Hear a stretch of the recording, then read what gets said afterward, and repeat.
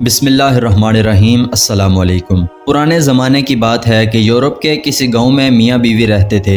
میاں کھیتوں میں کام کرتا اور بیوی گھر داری۔ بیچاری ایسی بے وقوف واقع ہوئی کہ ہر کام کو چوپٹ کر دیتی، سارا الزام اپنے میاں پر لگا دیتی اور کہتی کہ میں اس غلطی کی ذمہ دار نہیں ہوں، تم ہو۔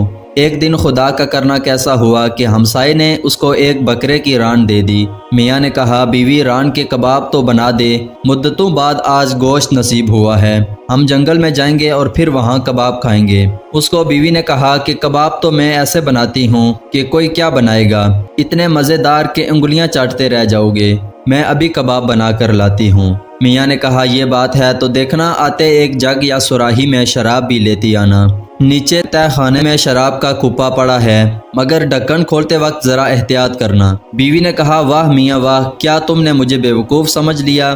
گویا میں اتنا بھی نہیں جانتی کہ ڈھکن کھلا رہا تو شراب بہہ جائے گی۔ اچھا تم جاؤ، مجھے کھانا پکانے میں دیر ہو رہی ہے۔ یہ سن کر میاں کھیت میں چلا گیا اور بیوی نے کھانا پکانے کی تیاری شروع کر دی۔ کھانا پکاتے ہوئے وہ یہ سوچ رہی تھی کہ آج کھانا بہت مزے کا بنے گا۔ اس نے سوچا کہ کھانا تو ابھی پک ہی رہا ہے تو اتنی دیر میں تہ خانے سے شراب لے آتی ہوں۔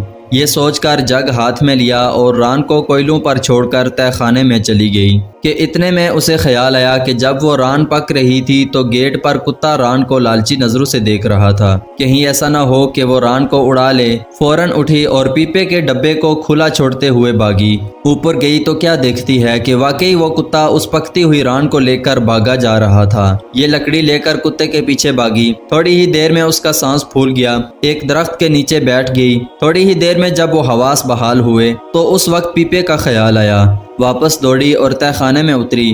وہاں کیا دیکھتی ہے کہ پیپا تو خالی ہے اور شراب کا فرش پر ایک دریا بہہ رہا ہے۔ یہ دیکھ کر سوچا کہ جگ میں تو شراب موجود ہے، آج کا دن تو مزے سے گزرے گا۔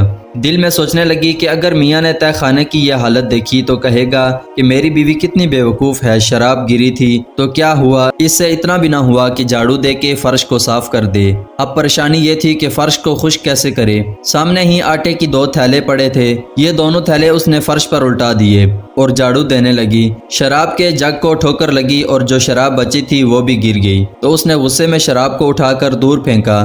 ذرا سی دیر میں جھاڑو دے کر سارا بھیگا ہوا آٹا اٹھا کر باہر پھینک دیا۔ جب دوپہر کو کھانا نہ پہنچا تو میاں بھوکا پیاسا گھر لوٹا اور بیوی سے پوچھا آج میں نے تمہیں ران پکانے کو کہا تھا مگر تم پکا کر نہیں لائی، نہ ہی کباب بنائے۔ وہ کہنے لگی میاں وہ ران تو کتا کھا گیا، میں اس کو مارنے بھاگی تو اتنے میں شراب بہہ گئی۔ فرش پر 2 بوریوں کا آٹا ڈال کر بڑی مشکل سے سکھایا ہے، اس گڑبڑ میں جگ تھوڑا ٹھوکر لگنے سے ٹوٹ گیا، مگر ذرا تہ خانے میں جا کر دیکھو میں نے فرش کو کیسے صاف کر دیا ہے۔ میاں نے کہا واہ بیوی واہ، تمہارے کیا کہنے، آخر شراب کہاں بھاگی جا رہی تھی جو تم ران کو چھوڑ کر بھاگ گئی تھی، اور گئی بھی تھی تو پیپے کا ڈھکن کیوں بند نہیں کر کے گئی؟ شراب بھی بہہ گئی اور ران بھی جاتی رہ گئی، آٹے کا بھی ستیہ ناش کر دیا، تم اس فرش پر راکھ ڈال کر سکھا سکتی تھی۔ بیوی نے کہا اگر یہ سب کچھ تم نے مجھے پہلے کہا ہوتا تو یہ مصیبت نہ پڑتی، تم اعتراض تو کرتے ہو مگر بعد میں کرتے ہو، یہ نقصان میری وجہ سے تھوڑا ہوا ہے، یہ تو سب تمہاری وجہ سے ہوا ہے، یہ بھی خوب ہے غلطی کرو تم اور الزام دھرو مجھ پر۔ اس کے بعد میاں نے سوچا یہ عورت بہت بے وقوف ہے کہ ہی گھر کے جمع پونجی اٹھا کر کسی کو نہ دے دیں، بہتر ہے کہ روپیہ کہیں دفن کر دوں، اور پیسہ جس گڑھے میں دفن کیا جائے گا تو اسے منع کر دیا جائے گا کہ اس کے پاس بھی گئی تو اچھا نہ ہوگا۔ یہ سوچ کر اس نے اپنے باغیچے میں ایک گڑھا کھودا، سب روپیہ اس میں دفن کیا اور بیوی کو بتا کر کہا کہ دیکھو اگر تم نے اس روپے پیسے کو ہاتھ لگایا تو مجھ سے برا کوئی نہ ہوگا۔ بیوی نے کہا اگر تم کہو اور میں اس کے خلاف کوئی کام کروں، آخر مجھے خدا کو جواب بھی تو دینا ہے، تم حوصلہ رکھو، میں نہ ہی اس گھڑے کے پاس جاؤں گی اور نہ ہی مال کو ہاتھ لگاؤں گی۔ ایک دن کیا ہوا کہ چند بدماش چینی کے برتن بیچتے ہوئے اس کے گھر آئے۔ اس کا میاں کھیت میں کام کرنے گیا ہوا تھا، بیوی گھر پر تھی۔ اس نے جب رنگ برنگے برتن دیکھے تو لٹو ہو گئی، بہت سارے برتن لے لیے۔ پھیری والے نے کہا لاؤ بیگم اس کے دام ہمیں دو، تو اس نے کہا بھائی میرے پاس تو ایک پیسہ نہیں، میرے میاں نے اپنی ساری دولت درخت کے نیچے دفنا دی ہے، تم خود کھول کر نکال لو، میں نے تو اس مال کو ہاتھ نہ لگانے کی قسم اٹھا رکھی ہے، آخر خدا کو بھی تو جواب دینا ہے، اس لیے گڑھے تک نہیں جا سکتی، لیکن دور سے تمہیں جگہ بتا دیتی ہوں۔ پھیری والی نے کہا ٹھیک ہے، ہمیں تو اپنے پیسوں سے غرض ہے۔ تو اس عورت نے دور سے کھڑے ہو کر انہیں وہ جگہ بتا دی انہیں پھیری والوں نے زمین کھود کر سارا مال نکال لیا۔ وہ برتن عورت کو دیتے ہوئے وہاں سے چلتے بنے۔ شام کو میاں گھر آیا تو دیکھتا ہے کہ بیوی برتنوں کا ایک ڈھیر لیے بیٹھی ہے۔ میاں نے کہا، اے نیک بخت، اتنے سارے برتن تمہارے پاس کہاں سے آئے؟ کیا کہیں سے چوری کر کے لائی ہو؟ تمہارے پاس اتنے سارے پیسے کہاں سے آئے؟ بیوی نے کہا، بھلا میں کیوں چوری کروں؟ تم نے جہاں پیسے دفن کیے تھے انہی سے خریدے ہیں۔ میاں نے کہا، میں نے تو منع کیا تھا کہ اس گھڑے کے پاس مت جانا اور مال کو ہاتھ مت لگانا۔ بیوی نے کہا، قسم لے لو جو میں وہاں گئی ہوں یا کسی چیز کو ہاتھ لگایا ہو، میں نے تو دور سے کھڑے ہو کر پھیری والے کو جگہ بتا دی تھی، تو ان بیچاروں نے خود ہی روپے نکال لیے۔ میاں نے کہا، ستیہ ناس ہو جائے بیوی تیرا، تو نے مجھے تباہ کر دیا، آخر تم نے پھیری والوں کو یہ جگہ کیوں بتائی؟ بیوی نے کہا، تم نے پہلے ہی کہہ دیا ہوتا کہ وہ جگہ کسی کو نہیں بتانی، اس میں میرا کیا قصور؟ قصور تو تمہارا ہے۔ میاں نے کہا، اب کیا کرنا ہے؟ بیوی نے کہا، کرنا کیا ہے، ابھی تھوڑی دیر ہوئی ہے، وہ پھیری والے یہاں سے گئے ہوں گے، چلو میں اور تم ان پھیری والوں کے پیچھے چلیں۔ میاں نے کہا، تم نے یہ بات بہت سمجھ کر کی، چلو ان کا پیچھا کریں، مگر نہ جانے ان کو ڈھونڈنے میں کتنی دیر لگے گی، اس لیے کھانے کے لیے روٹی، پنیر اور مکھن ساتھ رکھ لو۔ بیوی نے مکھن، روٹیاں اور پنیر کے چھوٹے ٹکڑے ٹکڑے پوٹلی میں رکھ باندھے اور دونوں ان کی تلاش میں چل پڑے۔ تھوڑی دور گئے کہ بیوی تھک گئی۔ میاں نے کہا، میں آگے چلتا ہوں، تم تھوڑی دیر آرام کر لو، اس کے بعد اسی راستے میں آنا، میں تمہیں مل ہی جاؤں گا۔ میاں آگے بڑھ گیا اور بیوی ایک درخت کے نیچے بیٹھ گئی۔ تھوڑی دیر بعد جب تھکن دور ہو گئی تو ادھر چل دی جدھر میاں گیا تھا۔ کچھ دیر بعد وہ ایسی جگہ سے گزری جہاں دونوں طرف درخت تھے، ان درختوں کی چھال اتری ہوئی تھی۔ اس کو رحم آیا تو پولٹری سے مکھن نکال کر ان پر لگا دیا اور پھر پولٹری پھاڑ کر ان پر رکھی۔ جب کپڑا کم پڑ گیا تو اپنے جسم پر موجود کپڑا پھاڑ کر لگانے لگی۔ اسی دوران پنیر کا ایک ٹکڑا نیچے گر گیا۔ یہ دیکھنے کے لیے کہ پہلا ٹکڑا کدھر گیا، اس نے دوسرا بھی نیچے پھینک دیا، مگر کچھ دیر بعد وہ بھی غائب ہو گیا۔ غرض وہ صبر شکر کر کے تھوڑا آگے بڑھی تو میاں نظر آ گیا۔ وہ بیچارہ بھوک سے نڈال تھا۔ کھانا مانگا تو اس نے سوکھی روٹیاں نکال کر اس کے آگے رکھ دی۔ اس نے کہا، یہ روٹیاں کس چیز کے ساتھ کھاؤں؟ آتے وقت مکھن اور پنیر بھی تو ہم ساتھ لائے تھے۔ اس نے کہا، میاں مکھن تو ان درختوں پر مال لائی ہوں جو زخمی تھے، اور پنیر کا ایک ٹکڑا نیچے گرا تو یہ دیکھنے کے لیے وہ کدھر گیا میں نے دوسرا بھی اس کے نیچے گرا دیا، لیکن نہ پہلے کا پتہ چلا نہ دوسرے کا۔ میاں نے کہا، تو جو کام کرتی ہے الٹا ہی کرتی ہے۔ بیوی نے کہا، مجھے کیا پتا تھا کہ درختوں کی مرہم پٹی نہیں کی جاتی، یہی بات تم مجھے پہلے بتا دیتے۔ یہ بھی کیا خوب ہے کہ غلطی تم کرو اور الزام مجھ پر دھرو۔ دونوں نے سوکھی روٹی کھا کر پیٹ بھرا اور ایک درخت کے نیچے سو گئے۔ لیٹے لیٹے میاں کو خیال آیا کہ آتے وقت گھر کو تالا بھی لگایا ہے کہ نہیں۔ اس نے پوچھا تو بیوی نے کہا، تالا تو نہیں لگا کے آئی۔ میاں نے کہا، ابھی جا کر تالا لگا کر آ۔ بیوی نے کہا، خفا کیوں ہوتے ہو، ابھی جا کر لگاتی ہوں، تم یہاں آرام کرو، میں ابھی گئی اور ابھی لگا کر واپس آئی۔ یہ کہہ کر بیوی چلتی چلتی گھر پہنچی۔ وہاں جا کر خیال آیا کہ کچھ کھانے کے لیے بھی لیتی جاؤں۔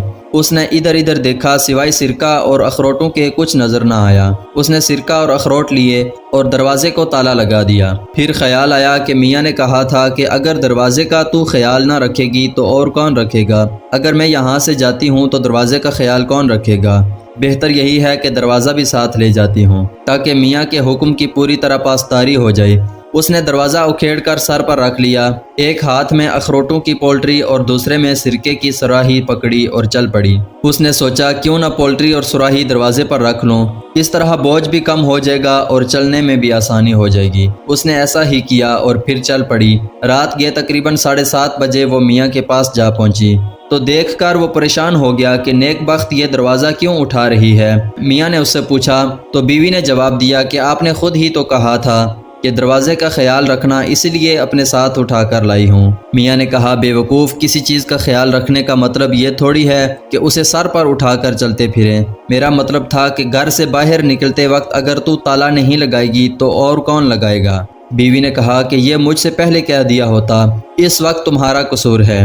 یہ باتیں ہو رہی تھی کہ سامنے سے کچھ آدمی دکھائی دیے۔ بیوی نے کہا، یہ وہی پھیری والے ہیں، ان کو پکڑ لو۔ میاں نے کہا، پاگل ہو گئی ہے، میں ایک ہوں اور وہ 4 ہیں، بہتر یہی ہے کہ ہم درخت پر چڑھ جائیں، باقی ان کے جانے کے بعد دیکھا جائے گا۔ دونوں درخت پر چڑھ گئے، لیکن ابھی تک بیوی نے سر سے دروازہ نہ اتارا۔ بدمعاش پھیری والے بھی اسی درخت کے نیچے آ کر بیٹھ گئے۔ اتنے میں رات ہو گئی۔ وہ یہ نہ دیکھ سکے کہ درخت پر کون چڑھا ہوا ہے۔ پہلے کھانا کھایا، پھر چادریں تان کر لیٹ گئے۔ بیوی دروازے کا بوجھ اٹھائے تھک گئی تو کہا، میں ان میں سے کوئی ایک چیز نیچے پھینک دیتی ہوں۔ کچھ تو بوجھ ہلکا ہوگا۔ میاں نے کہا خدا کا خوف کر، اگر شور سے جاگ گئے تو تیرا میرا کیا حشر ہوگا؟ بیوی نے کہا ہونے دو، اب مجھ سے بوجھ برداشت نہیں ہوتا۔ یہ کہہ کر دروازے سے سرکے کی سراہی اٹھائی اور ان پر پلٹ دی۔ سرکے کا گرنا تھا کہ وہ چاروں اٹھ گئے۔ ایک نے کہا بارش ہو رہی ہے، دوسرے نے کہا اور کہیں بدبودار بارش ہو رہی ہے، تیسرے نے کہا لیٹ بھی جاؤ بارش رک گئی۔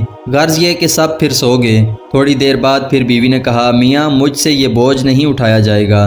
اس نے کہا رحم کر، ایک بار تو بچ گئی، لیکن اب لگتا ہے کہ ہماری موت انہی کے ہاتھوں لکھی ہے۔ بیوی نے کہا کچھ بھی ہو، اور یہ کہہ کر اخروٹوں کی پولٹری کھول کے ان پر الٹ دی کہ وہ اچانک سے اٹھ کر بیٹھ گئے۔ ایک نے کہا اولے پڑ رہے ہیں، دوسرے نے کہا بڑی عجیب بات ہے، باہر تو ایک بھی اولا نہیں پڑا، تیسرے نے کہا یہ تو دیکھو اولے کالے اور پتھر کی طرح سخت ہیں، چوتھے نے کہا مجھے تو اس درخت کے اوپر کچھ اسرار معلوم ہوتا ہے، چلو یہاں سے اٹھو تو اچھا ہے۔ پہلے نے کہا ایسی ہی کچھ بات ہے، تھوڑی دیر اور لیٹو، پھر کچھ ہوا تو چل پڑیں گے۔ دوسرے نے کہا اتنی رات سامان کو اٹھا کر چلنا بھی مشکل ہے۔ بہرحال سب نے لمبی تان کے سو گئے۔ تھوڑی دیر بعد بیوی نے دروازے کا بوجھ بھی برداشت نہ کیا اور دروازہ نیچے پھینک دیا۔ چاروں اٹھ کے بھاگنے لگے کہ بھوت آ گیا۔ ان کے جانے کے بعد وہ دونوں نیچے اترے اور ان کا سارا سامان سمیٹا اور تھوڑی دور جا کر ایک درخت پر بیٹھ گئے۔ تھوڑی دیر بعد جب ہوش ٹھیک ہوئے تو پھر وہ پھیری والے واپس درخت کے نیچے آ کر بیٹھ گئے۔ چراغ جلایا تو کیا دیکھتے ہیں کہ ادھر ادھر اخروٹ، سرکہ اور ایک ٹوٹا ہوا دروازہ پڑا ہے اور ان کا سامان غائب ہے۔ سمجھ گئے کہ اس درخت پر ضرور کوئی بھوت ہے، یہاں سے بھاگ جانا ہی بہتر ہے۔ اگر یہ بھوت ہمارے پیچھے پڑ گیا تو مال جان کے لالے نہ پڑ جائیں۔ یہ سوچ کر چاروں ایسے بھاگے کہ پھر پیچھے مڑ کر نہ دیکھا۔ کافی دیر تک میاں بیوی درخت پر بیٹھے رہے، پھر نیچے اترے اور گھر کا راستہ لیا۔ صبح ہو رہی تھی کہ وہ گرتے پڑتے گھر پہنچ گئے۔ میاں نے کہا تو ہے تو بے وقوف، مگر کیا کیا جائے، بعض دفعہ بے وقوف بھی ایسے کام کر جاتے ہیں جو عقل مند بھی نہیں کر پاتے۔ میں تو سمجھا تھا کہ ساری جمع پونجی جانے کے بعد سے ہم مفلج ہو گئے، مگر تیری بے وقوفی نے ہماری دنیا بنا دی۔ بیوی نے کہا کہ یہ تم نے مجھ سے پہلے کیوں نہیں کہا، میں اور بے وقوفی کر کے اور زیادہ مال جمع کرتی۔ اس میں میرا کیا قصور، غلطی تو تمہاری ہے، غلطی تم کرو اور الزام مجھ پر دھرو۔